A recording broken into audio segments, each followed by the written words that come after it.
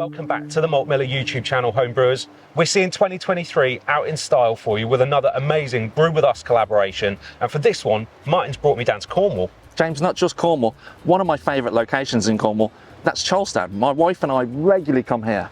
I can see why. It is absolutely amazing. The scenery is fantastic. It's not just about the scenery though. We've come with a specific reason, and that is to enjoy beautiful cask pints of Tribute by St Austell. Oh, fantastic. Okay, that sounds right up my street. What are we doing then? Going to the brewery? Yeah, let's go. So I'm here with Georgina Young, who's the Brewing Director of St Austell Brewery. Hi Martin, great to see you. Yeah, thank you so much for having us here and spending some time with us today.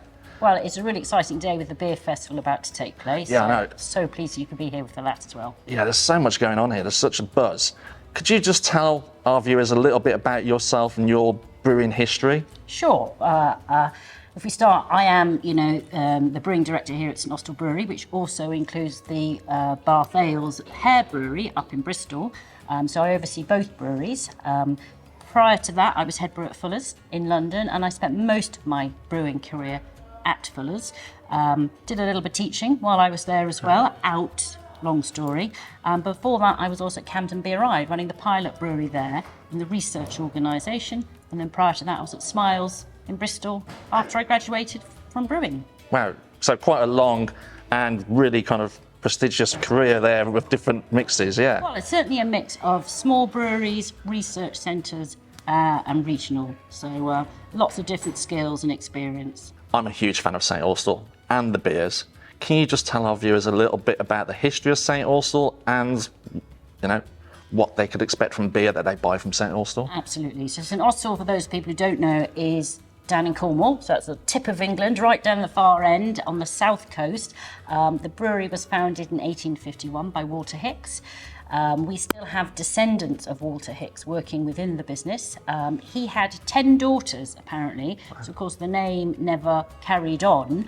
Let's jump quite a bit of time. It wasn't until 1999, really, when Roger Ryman joined the business, when actually we started putting St Austell on the map after the creation of Daylight Robbery, which then became Tribute, and other beers like Proper Job.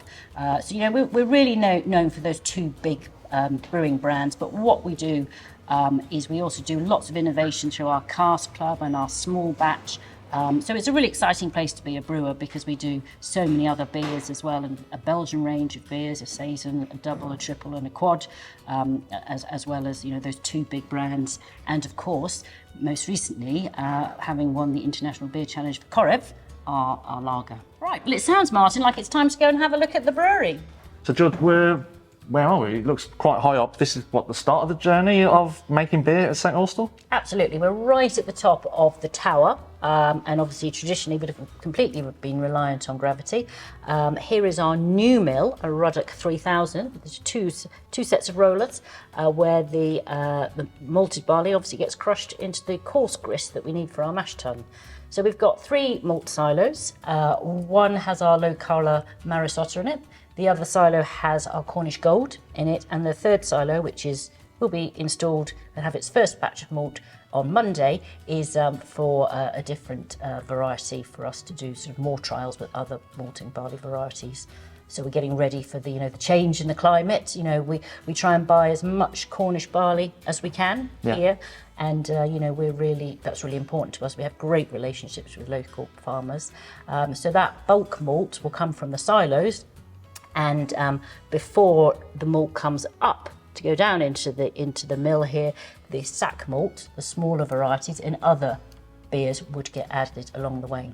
And again, that's all crushed fresh. You don't buy any pre-crushed malt. All about the quality of the ingredients. Absolutely, for the main brewery. So Tribute itself has obviously got 70% low colour malt in it and up to 30% Cornish Gold. As you know, as brewers, we're always tweaking it depending on the specification, the colour of that Cornish Gold coming in, because it can then vary the colour of the final beer. So we always just have to keep an eye on that and tweak it. Everyone kind of forgets that the ingredients for beer are a natural product that seasonally change. And like I said, we've got a traditional mash tun downstairs, so we need a very coarse grist here. So, we will adjust the rollers seasonally. We do sieve checks. and things like that to just make sure that we're really getting the best extract out of our mill. So that sieve check, that's done with like the separation box? We've got a separation box, yes. So in terms of the malt, you've touched on Cornish Gold. That's a malt that's specific to you and supplied by Simpsons. Absolutely. Like, I guess the majority of the rest of your malt is by Simpsons?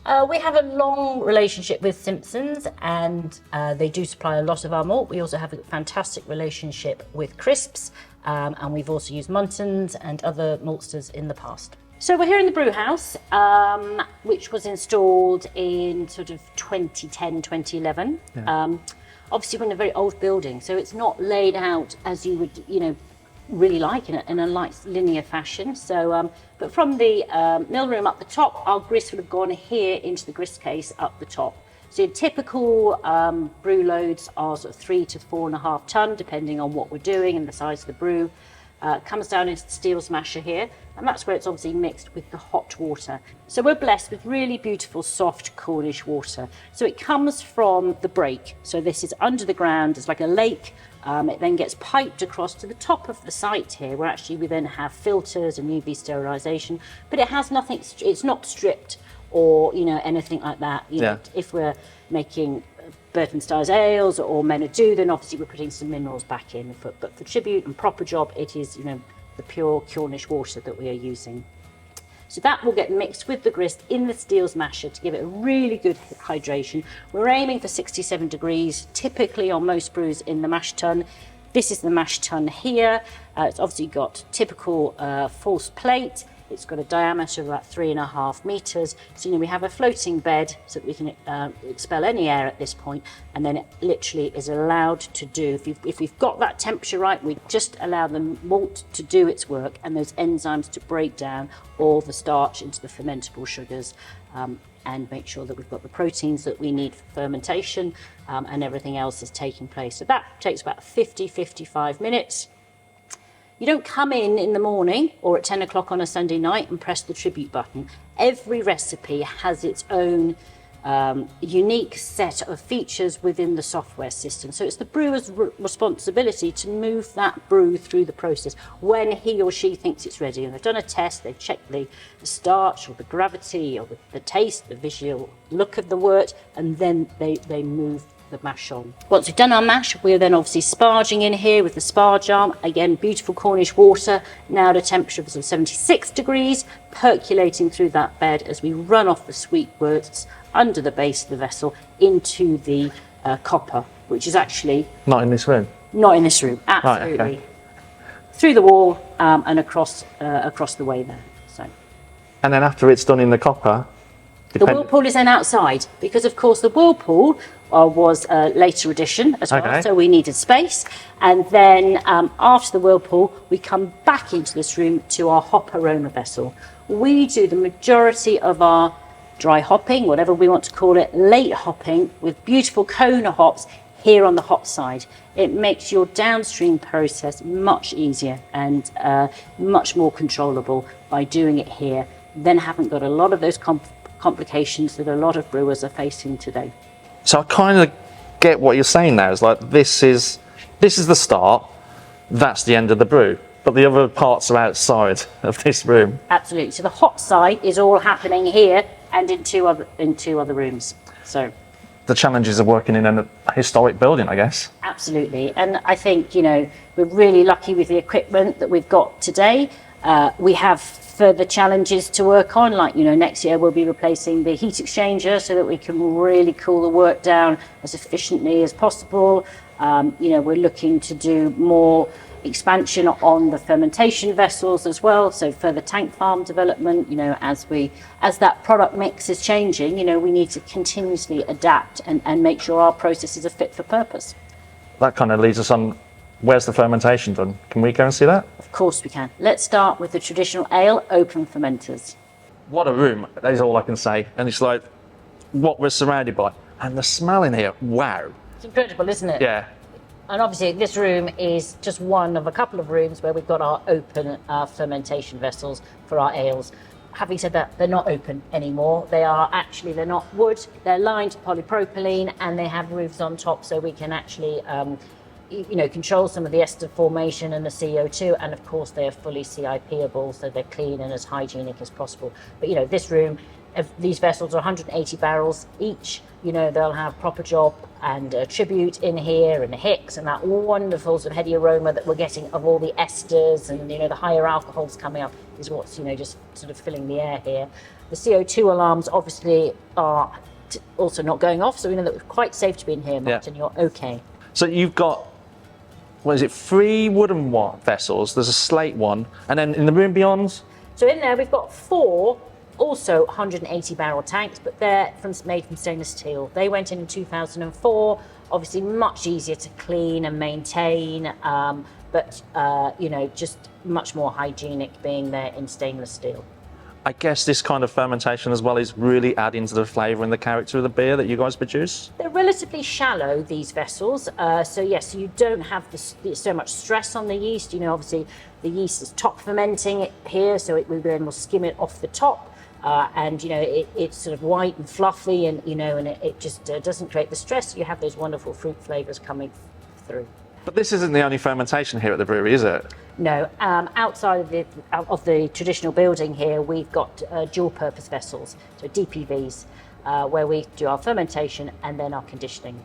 So we've got 6 180 barrel fermentation vessels, and we've also got 14 340 barrel vessels. So that's for the chilled and filtered beers. It's for anything going into keg, bottling, obviously Korev needing to be lagered longer. And when we expand, we will be putting more of those vessels in. So then after it's been in there, where's the beer go to next? So it depends. So if it's going to be a keg beer, then once the fermentation, yeast has been taken off and the beer's been conditioned and it's cold, we condition it at minus 1.5 degrees, then it will go to the cross-flow filter to obviously be made bright, and then it will go into the bright beer tank ready for kegging. Or if it's proper job or tribute for bottling, goes into a bottling bright beer tank, and then it will be, for proper job, it gets reseeded with fresh yeast post-sterile filtration. So, very different fermentation principles going on there in a high hydrostatic head pressure, but the same yeast for the ales, but different yeast for Korev, as we talked about. So George, my favourite way to enjoy St Austell beers, especially tribute, on cask, how does that happen from here, from fermentation? Absolutely, couldn't agree more. So after fermentation, it takes about 3 to 4 days, we are then skimming the yeast off. We're skimming it off from the top, allowing that beer to have a few more extra days with a yeast count of probably sort of in the region of 2 to 5 million cells here.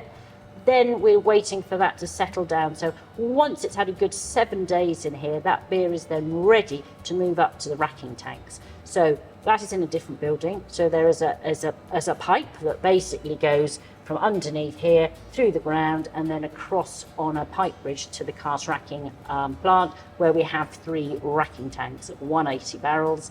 The auxiliary finings will get put in as the beer transfers up to the racking tanks. We then do all our final checks on the beer, check the yeast count has settled down to sort of 1 million, make sure that those auxiliary finings have gone in. We do an Imhoff cone test, and we check all the final lab checks, colour, pH, CO2, alcohol, obviously incredibly important, and then the beer will go on to the cask racking line, and we will dose the isinglass finings in as it goes into each individual container. So whether that's a kill, a firkin, or a pin. It's a real big plant that you guys have got. How many are you kind of doing a day? Or Well, the cask line will be doing 300 tubs an hour. an hour? Yeah, so Wow. along with the previous brewery I was at, they are the most sophisticated cask lines in the country, probably with Timothy Taylor's as well up there, But it's that control, it's that testing that we have with the laboratory. Nothing can move from one vessel to another without a full passport of analytical results. So George, you brought us into the small batch kit. What are you guys using this for? So where we've got the beautiful copper-clad vessels, this is our 10-barrel brewery, our small batch. And this is where the brewers are able to create recipes as part of the Cask Club, or what we call the limited edition small batch. So the Cask Club is where we have 40 pubs that are members of this club. They will receive a firkin each week from the brews that get produced here. And for me, I let the brewers, be creative, make what style of beer that they like in cask, and we use a variety of different raw materials so they can really try things. This is probably where the new beer of the future will come from. We make such large volumes of Tribute and Proper Job and Hicks and Cornish Best and Gem and things. It's really important for the brewers from both breweries to be able to come down and take part of that programme. It sounds fantastic, to be able to giving people different things to drink as well as those core classics. Kind of helps get me on to something I want to ask about. As a home brewer, how would I go about brewing my own version of Tribute? Are there some hints, tips, advice you could give me on how we could actually do that? Yeah, well, Tribute has changed over the 25 years that it has been made as well. But the core ingredient to Tribute is the Cornish Gold. So that malt used at sort of 30% of the grist is absolutely critical to give that beautiful golden hue, but also the characteristics and some of the sweet biscuity notes that come through, along with the base low colour. Malt that we use. Right. We bitter with English varieties, whether that's Fuggles Target or a combination, that's absolutely fine. Late copper hops will be Stelea or Aurora, and then the big distinguishing feature of Tribute is obviously the American Willamette and Stelea going in as whole cone hops at the end of the hop side of the process. And your house yeast, that's very specific and unique to you guys. What's that actually going to be adding into there? What should I be looking for to try and find a yeast to do the same kind of job? That's giving us a bit of an orange characteristic coming through, and that sort of really makes that flavours for Tribute, bringing it together with the sort of black currant and citrus notes that we get from the Willamette as well. So the fermentation of Tribute, what temperature, how long? So we basically collect at 14 degrees and then we let it have a free rise, making sure that, we've got a really active fermentation with that house yeast, up to sort of 20 degrees. Then we're making sure that we have a rest, a diacetyl rest, and then we bring it down and we're conditioning it at a slightly lower temperature before we drop it, crash cool it even further so that we can then take the yeast off at sort of 6 degrees.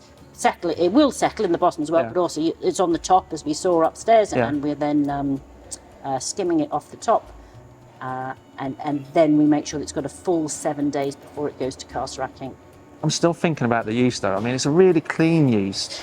It's a very flocculent yeast. I think it contributes some of the orange flavours that complements the Willamette as well. Yeah.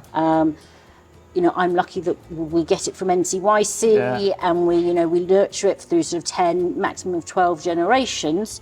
So what commercially is available, I'm not really too sure. Yeah, so I need to work on that together. Yeah, definitely need to find something with the same flavour profile. Oh, there's one other question.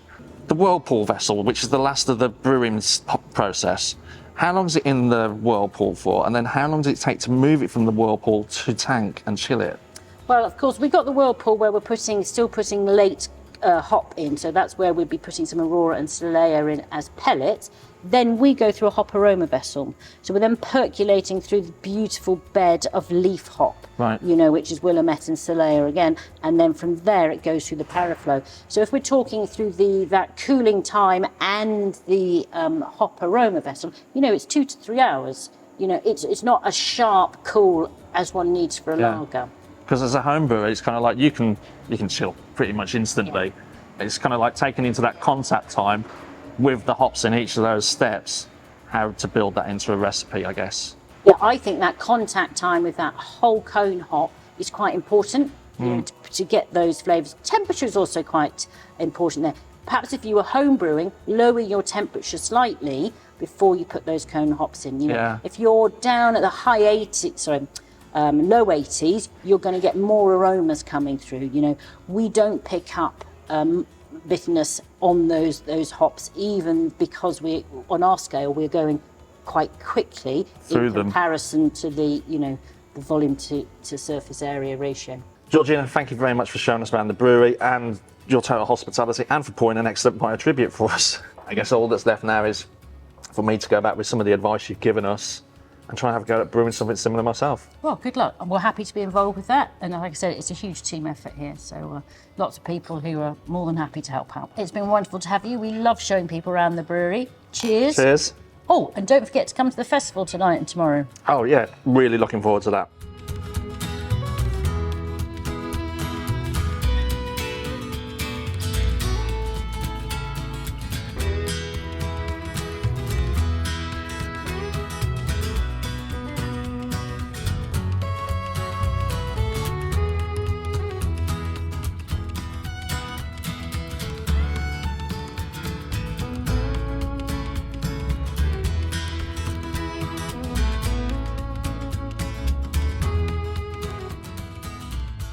James, I hope you can see why I love Cornwall, why I love St Austell and St Austell Brewery and Tribute. Yeah, absolutely, Martin. It has been wonderful coming and sharing in this special place with you, giving your love for the area, giving your love for the brewery, giving your love for Tribute.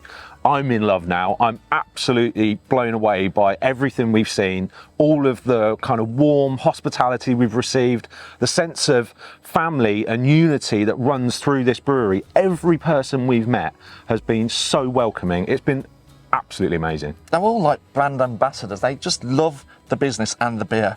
And there's so much care and attention that goes into that beer. I know. I can't wait for us to have a stab at trying to reproduce something as close as we can to Tribute back at Malt Miller HQ. Make sure you subscribe to our channel and you've got notifications turned on so that you can keep up to date with the progress of this project, and also take a look at some of the other videos that we've got on our channel. And don't forget, you can also follow us on Facebook, Instagram and Twitter.